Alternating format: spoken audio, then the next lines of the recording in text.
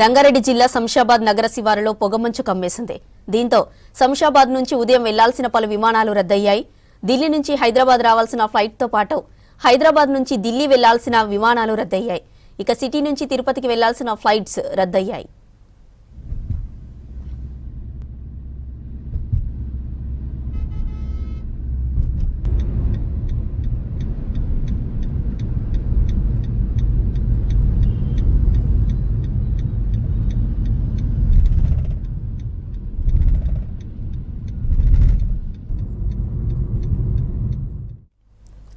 ఒకవైపు చలి, మరోవైపు పొగమంచు జనాలను ఉక్కిరిబిక్కిరి చేస్తుంది.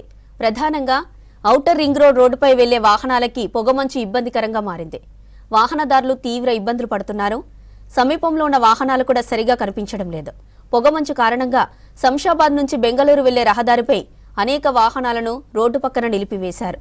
దాదాపు 10 కిలోమీటర్ల మేర వాహనాలు నిలిచిపోయాయి.